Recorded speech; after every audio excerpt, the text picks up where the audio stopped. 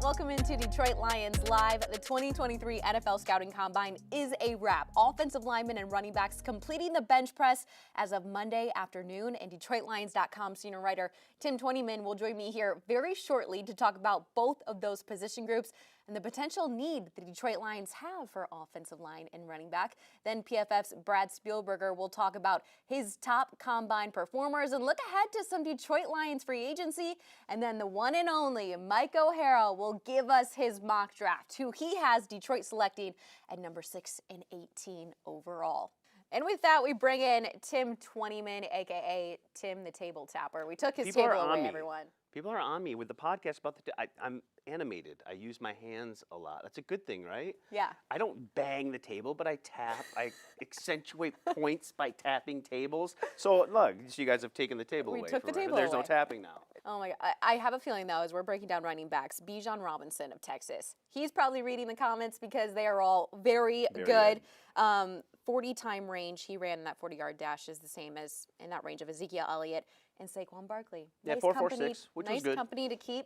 Why is Bijan Robinson the number one running back in this year's class? Yeah, everyone will point to the 40-yard dash time, but to me, the number that you look at is 104. And it was 104 missed tackles that he forced in 258 carries, Danny. And so, just imagine that. That's half your carries, you're forcing missed tackles. Look, he's a bended knee runner. He's low to the ground, over 1,500 yards, 6.1 average last year, 18 touchdowns, and he's one of the better receivers from the group too. So when I look at Bijan Robinson, I look at a guy who is strong, fast, makes guys miss, is a 3-down back who can, be a big part of your pass game too. And so I just think, he's the full package. He's everything you would want in today's NFL because of what he does as a receiver. And look, to boot, he watches Barry Sanders highlights every other day, he said. So, there's not a better guy to emulate when you look at him. Now, look, you can't compare him to Barry Sanders. That's not fair for that young man. But just the way he runs low to the ground, making guys miss, always getting positive yards, falling forward, there's a lot to like about Bijan Robinson. And I think he's very much in play. I know we talked about it when we were in Indianapolis. To me, if you're Brad Holmes at 6, it's the best defensive player on your board. And then at 18, it's the best player on your board, regardless of position. And somewhere in that teen range, 10 to 19 is probably where we'll see him go. Detroit has pick 18. In addition to Robinson, you also have a couple of other top prospects in that running back room. Zach Charbonnet, UCLA running back. He had just under 1,400 yards this past season. Led the way, 14 touchdowns. He actually started his career over there at Michigan. You have Sean Tucker of Syracuse, Devon Achane of Texas A&M, and then Chase Brown, the twin of Sidney Brown, defensive back over there at Illinois. He racked up over 1,600 yards this past season. Really impressive. Fourth most in the country. Who else is catching your eye in that running back class? That A-chain is an interesting one to me. And obviously you see this, the production, 1,102 yards, 8 touchdowns, 5'8", 188 pounds. So he's, a lighter guy. But had 36 receptions last year with another 3 touchdowns. So again, a guy that can give you something in the pass game. And look, he was an indoor-outdoor track guy for them as well. He won the 60 meters in 2021, and he ran 4.32 at the combine this year. So he's a guy that's an instant weapon. You know who he reminds me of a little bit, Danny? This is, I know, before your time here, but Javid Best is who he kind of reminds me of a little bit. Lions moved back into the first round in 2010 and got Javid. Obviously, his career ended a little bit short because of concussions, but he was a guy that was just explosive. Another guy, a low 4.3 guy, shorter guy, but you put the ball in his hands and it could be a touchdown at any point. And A-Chain is a guy that kind of reminds me of him a little bit. Ooh, all right. These running backs cannot do much without their offensive linemen. The big guys. So we have to take a look at the we big like guys. Big guys. We do. Are the Lions in the market for a big guy this year? I think so. It really will depend on free agency first, and really what a lot of this stuff that we talk about now with the draft is going to depend on free agency. That comes first. March 15th starts, and so you've got over a month of free agency before we get to the draft. And so what's a need right now might not be a need in a week or 2 weeks. Yes. And so it'll change, but I think with Big V, what they decide to do with him. Now, look, he's under contract, but it's a pretty big number. Right. Missed all of last season with the back injury. So kind of where's his health at? I think that's probably the biggest question that will dictate, if he's at right guard in 2023 2023. Evan Brown is a free agent, a guy who stepped in and did really well. Is he going to resign? Is he not? So I think it really depends on a couple free agency questions first. But look, I like some of the guys in this class, and I think again at 18, and then when you talk about 3 day 2 picks, I think Brad Holmes and Dan Campbell have certainly proven that they'll put resources into the big guys up front on both sides of the ball, and so getting a nice young guard to pair with Taylor Decker and Jonah Jackson and Frank Ragnow and Penei Sewell, not bad. Yeah, there are some elite offensive line in this year's class, starting with the offensive tackles who are atop the board. You have Northwestern's Peter Skoronski and then Paris Johnson Jr. of Ohio State. These two are very elite, similar measurables. Skoronski only allowed 1 sack, Johnson Jr. only 2. When teams, if they pick up an offensive tackle on one of these two, what are they getting? Well, they're getting 2 guys. I think Paris Johnson is kind of that prototypical 6'6", 313, big, strong, long arms, 9.5 inch hands, 36 arms. So kind of that prototypical tackle.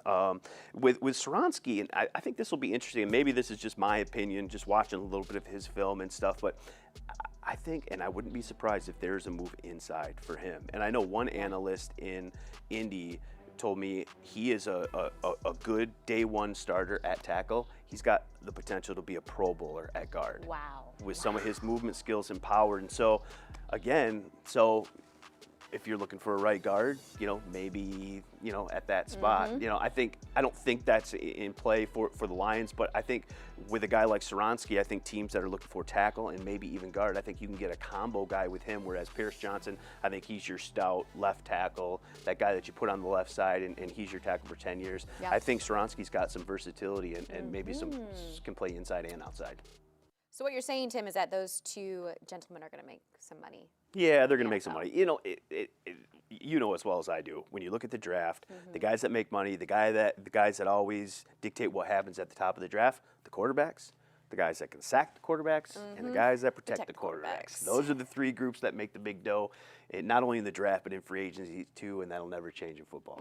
Moving inside on the offensive line, there are some really great top prospects on the interior as well. The guy who gets my vote is Osiris Torrance, who never allowed a sack in his career. That's not bad. It's not bad. He's a Florida Gator, started off at Louisiana Lafayette. You've got John Michael Schmitz, center, also, who has played really well. And then I'm going to try my best at my fellow Michigan Wolverine. Here we go. Yes. Olusegun Olutami. I call him Timmy. Oluwatimi. There you go. Oluwatimi. That's what we're going to go with. Boom. You know what I liked about all 3 of those guys? All 3 of them were down at the Senior Bowl. And I know we've talked about this before. It's not the shorts Olympics like the Combine sometimes PJ is. Yeah. It's, those guys are down there, they're going one-on-ones against, the defensive tackles, the defensive linemen. It's football, it's practice. I think you really get to see them in their element. And I know every time offensive line and defensive line pass rush drills go on, the whole stadium there in Mobile it's great. Just congregates to those. And so, watching all 3 of those guys at the Senior Bowl, I like all 3. I agree with it. I think Torrance is a first-round pick. Another guy, too, John Michael Schmitz. He's the best center in this draft. And out of Minnesota. He can also play guard, a guy who was in college for 6 years. So a ton of experience. And that's okay with the offensive line. That's okay with the offensive lineman, right? You love experience with the offensive line. A guy who played in over 50 games, had over 30 starts. I think he's the best pure center in the class, but then can also play guard. So there again, he gives you that versatility of being able to, step in and play right guard per se, and something happens, boom, he can switch right over and play center. So, I love that versatility in his game. And then, Timmy was one of the best centers in football last year. Yep, 4 years and I think all 3 guys, well, I'd say Timmy and Schwartz have the ability to play center and guard. I know Torrance, I talked to him at the Senior Bowl. He said he's starting to snap a little bit, but had never played center. So I think that limits him a little bit versus the other ones. But I think all 3 guys are first-round potential, mid to late first-round potential. They'll certainly hear their names gone, I think, by the end of day 2. And I think, teams are going to get 3 really good players that can start right away and be impact guys in the interior of that offensive line. Right. Before I let you go, Tim, who were your top performers at the Combine now that it has all officially wrapped? I thought the edge rusher Nolan Smith from Georgia really did a nice job. I think he was 4.39. His 40 blew people away. Yeah, he was 4.39 in the 40, but then some of the explosive traits with the 41.5-inch vertical, and I think he had over 11 on the broad jump, and that's kind of just shows that explosion. I think he measured over 6'2", so got some versatility there. And the defensive tackle from Pittsburgh, I thought helped himself too, Cansey.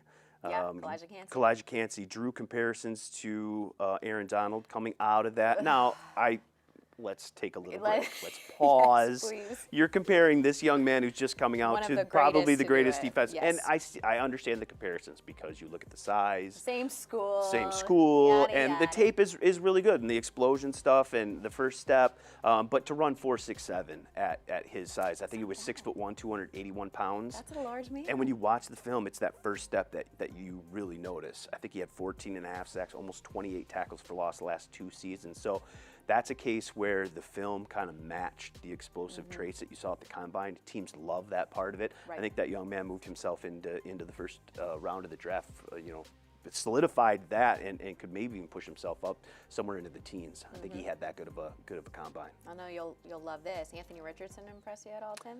Look, Anthony Richardson, the athletic traits are off the charts, right? 6'4", 230 to run 4.4 and break the quarterback record in the vertical jump and break it in the broad. And you love all that stuff. And a creative offensive coordinator is going to be really good. But to me, the number one asset of any quarterback coming into the league is accuracy. Yep. And we talked about this when we were in Indianapolis. And I think that's just the one drawback. And look, he did all that testing, but then he threw, and you saw on some of the out routes and some of the stuff, some of the inaccuracies. And I think that's going to be the question mark with him, and I think it's going to be the thing that he's got to work on the most if he's going to be a guy that can come in and be a franchise caliber guy. You love everything else, and you hope that young man works really, really hard to improve the accuracy, because if he does, he can be one of the better quarterbacks in this league. He can be really explosive and really dangerous. But there's a difference in the NFL about throwing in front of a guy and throwing at a hip and throwing behind, and you just got to be accurate. You got to be able to stand in the pocket and deliver the football in this league into tight windows. I got to see more of that from Anthony Richardson before I think of him as the number one pick or an elite guy. Athletic, saying first quarterback and off some the people board love now. the athletic traits, and they say, look, we can improve his technique, his footwork. That'll improve his accuracy. We can do all these things. We can't teach 4.4. We can't teach 6'4", 230, 4.4. That's something we can't do. So I see that part of it too. He has the off-field and talent. Great kid, and I sat in on his interview with the media. Great young man. Everything else, he's got everything. It's just the accuracy. 4 games, completing at least 60% of your passes last year. When I watched it, it was just some of those little things that can be the difference in the NFL. A crossing route thrown in front of a receiver and thrown at his hip, that's a pick 6 in the NFL. And so those are the things he's going to have to work on going into the NFL. Ooh, it'll be interesting to see. Come draft time, who scoops up Anthony? Someone will take him. And I'm excited to see. He's going to go high. How this Look, he had a good combine. I would unfolds. not be surprised at all if he is off the board before the Lions select at 6. Okay, all right, that was Tim Twentyman breaking it all down for us, offensive line running backs. Coming up next, Brad Spielberger of PFF. He looks towards some free agency and also recaps the top performers at the Combine. Stay tuned, we'll be right back.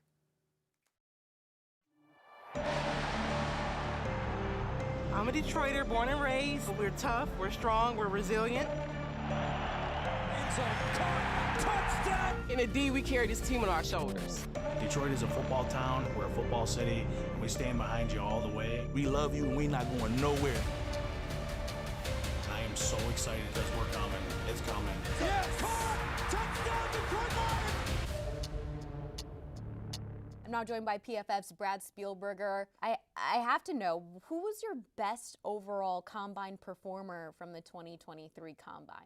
Yeah, I think all the buzz right now is, of course, about Anthony Richardson, which is understandable. But for me, it was Ade Adebawore, the edge rusher / interior defensive lineman from Northwestern.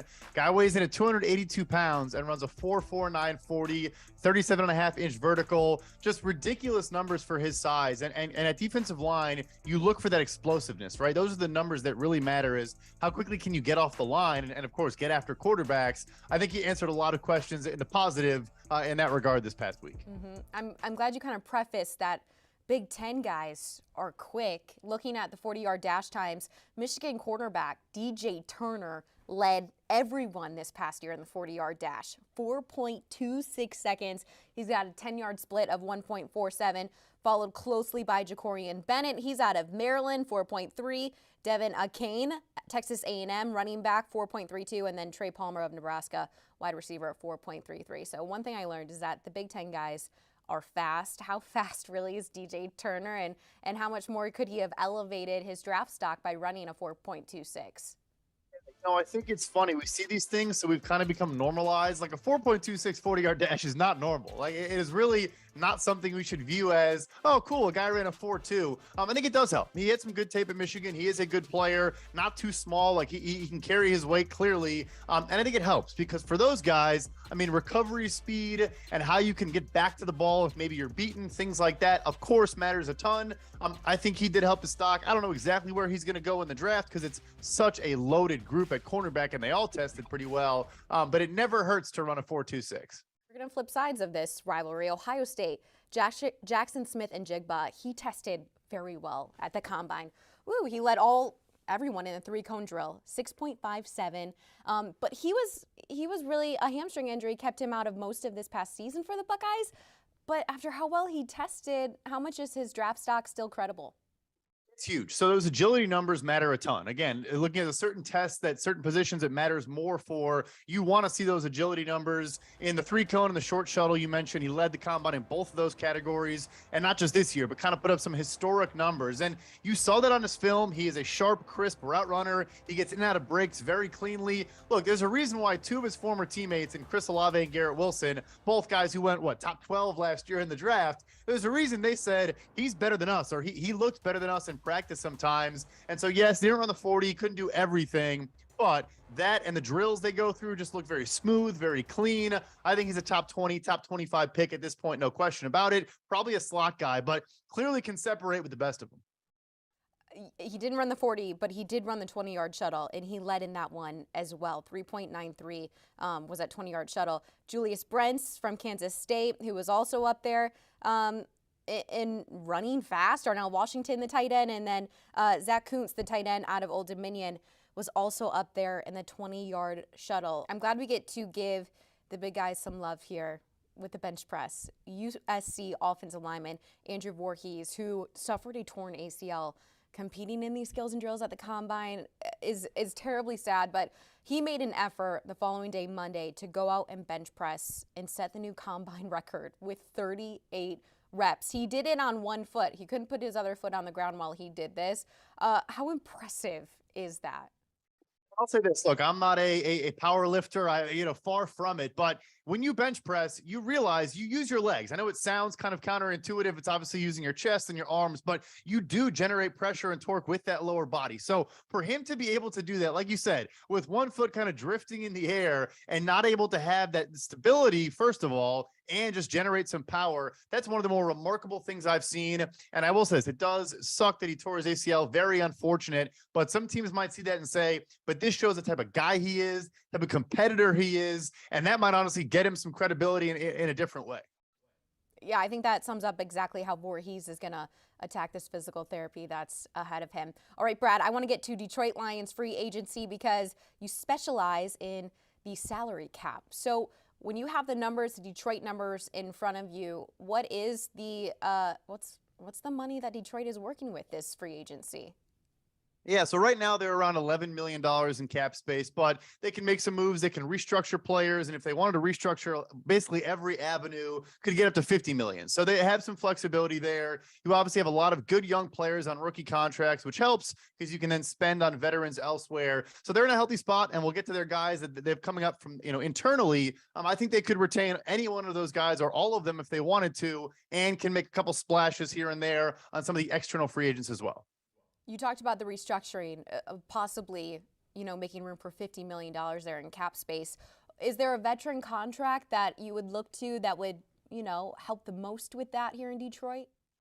Yeah, I think you look to the offensive line and two guys in Taylor Decker and Frank Ragnow. That could make a lot of sense there. And I know he's coming off a bit of an injury, but Tracy Walker, the safety, his deal could be moved around as well. So all three of those guys, you could clear a substantial amount of money, push some cap into the future, roll it down the road. And then, like I said, you're already at about 20 million now. You can get up to 50 million potentially. So they're in a good spot and they can create some more on some good players that are going to be there for a while if they wanted to.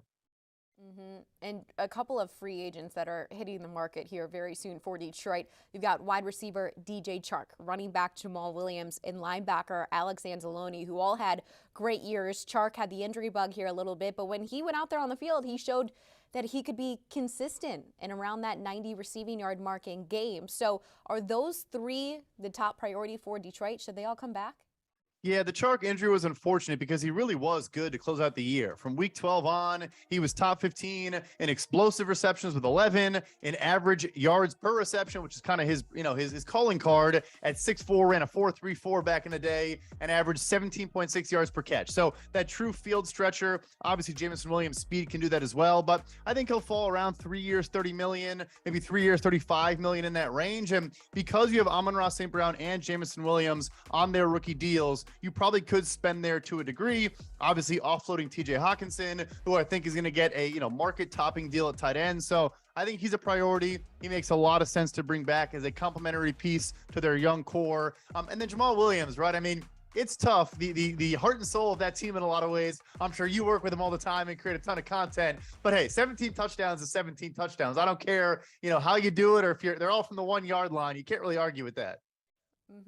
Gosh, I agree. We will see here very soon as free agency is already lurking somehow in this past offseason. All right, Brad, thank you so much for joining us from PFF. Coming up next on Detroit Lions Live, the one and only Mike O'Hara is going to give us his mock draft and who he has the Detroit Lions selecting at 6 and 18 overall. Stay tuned. We'll be right back.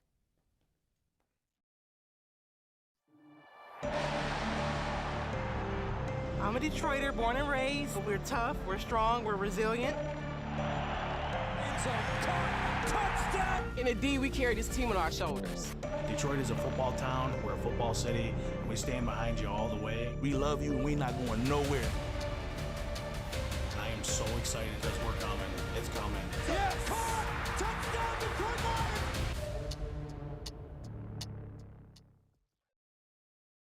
We are saving the best for last here on Detroit Lions Live Combine Show. Did I make you blush already, Mike O'Hara? You said the best for last. Well, what's after me? Nothing.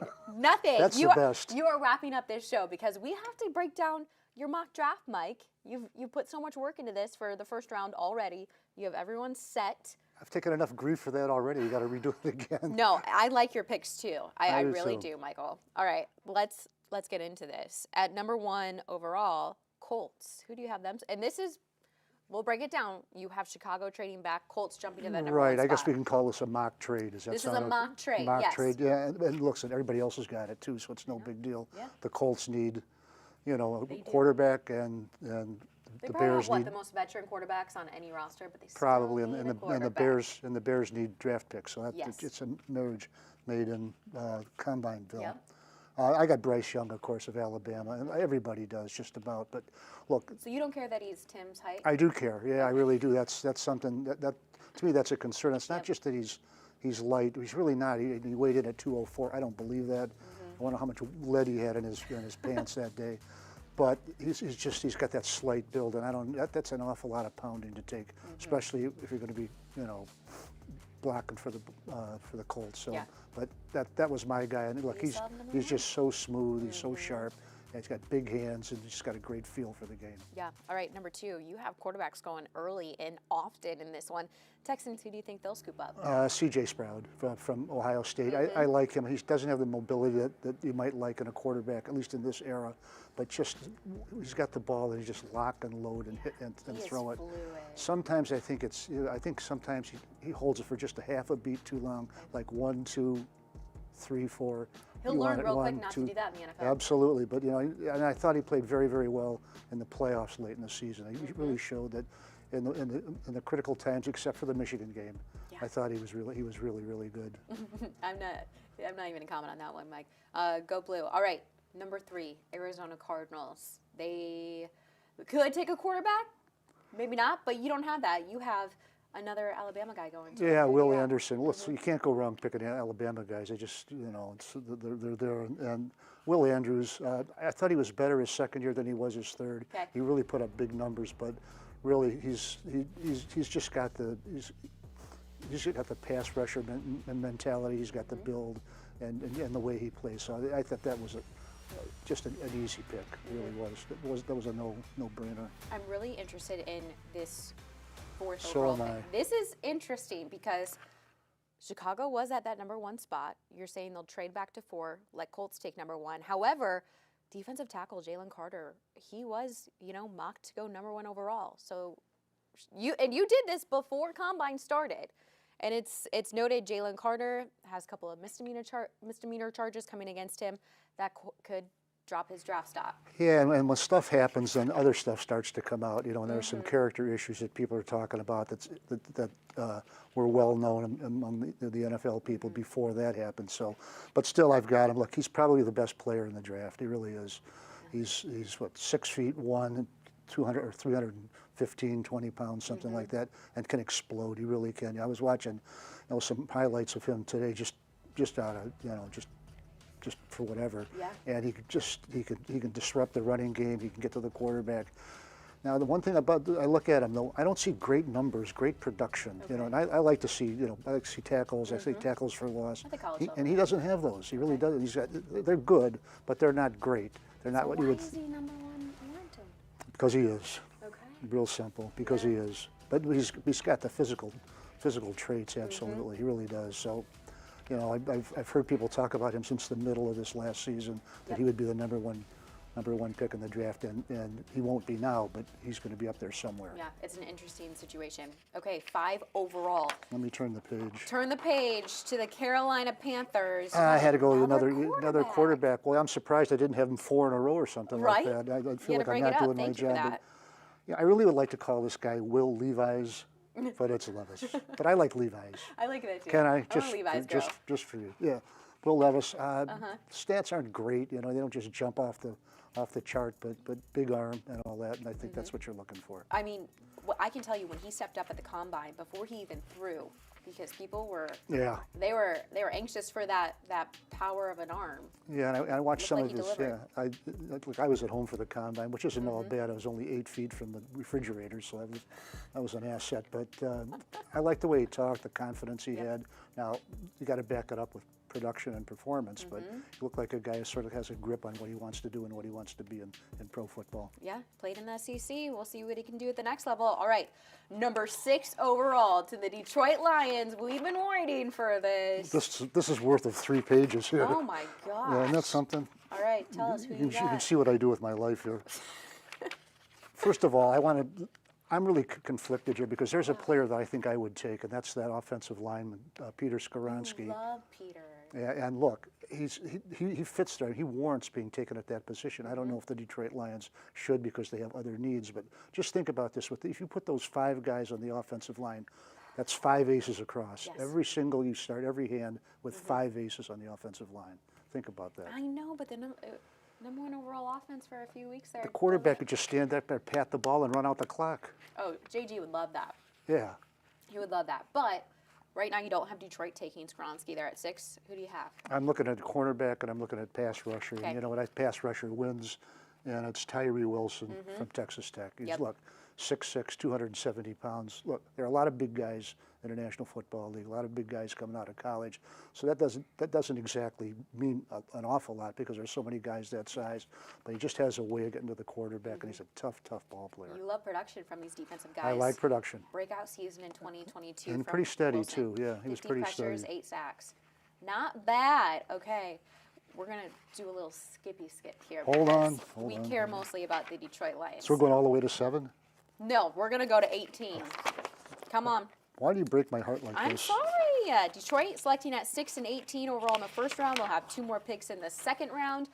Only one of 2 teams who have 4 picks in the first 2 rounds. Seattle is the other one. That's a fun nugget for you. Yeah, I looked Okay, at this one, I like this number 18 pick from you, Mike. Who do you have? Well, I really focused again on defense. I looked at the safety from Alabama, yep. Brian Branch. He also plays cornerback and safety. I like the versatility. yes. Doesn't really have the speed, though. I like a little faster guy back there. Look, Christian Gonzalez, just to me, the athleticism just jumps off the chart. He transferred to Oregon for his last year, and 4 interceptions. I just think he's got the package there. I really do. I think the Lions need an upgraded cornerback. He's got some size. He's got speed. He's got the vertical jump that 41 and a half inches. Yeah, Tim was talking about that before. How important it is. It certainly is an asset when you're covering on back in the secondary. So another defensive guy. That's Christian Gonzalez. Gonzalez also forced 9 incompletions this past year, and if Gonzalez is ringing a bell, he is the brother of Melissa Gonzalez, who is former Detroit Lions backup quarterback David Blau's wife. His brother-in-law, who is elite in the track and field. I mean, the whole Gonzalez family is extremely impressive, very athletic. He comes from very good genes, and we know a good family. Yeah, absolutely. So yeah, I guess if that tilts it in his direction, it tilts it in his direction. And I feel like these guys will use, any little nuggets they can to get that higher draft pick. But Christian Gonzalez, yep. I think that I like that. One thing that I made a note here to myself on this is, I think I wrote this too. I would not be surprised if the Lions are not sitting at 18. I would not be surprised if Brad Holmes makes some trade of either trade to move back or move up. I'd be more surprised if they're at 18 than I would be if they're not. Well, if history repeats itself, we'll see. Yeah, it repeats itself pretty good too. They got some pretty good value out of those moves. Yeah, I would say not a bad draft for Brad Not at Holmes all. last year. And we have faith in Brad. We sure do. Oh my gosh, yeah. The draft is right around the corner. It really is. Free agency is coming up. Yeah, take a deep breath. It's gonna get there, Mike. Well, it's a great time of year, though. You see just changes and all that. It's good. I like it. Best time of the year. All right. A big thank you to Mike O'Hara, the one and only, for joining me. No paper has been thrown today. There it is. You get to go home, sir. Sorry to keep you so late. We appreciate you. Tim Twentyman joined us earlier. Brad Spielberger of PFF. We'll have this on demand here very soon. But thank you to everyone for following along for the Detroit Lions Combine content. And we'll be bringing you a lot more of off-season coverage here very soon. Have a good night.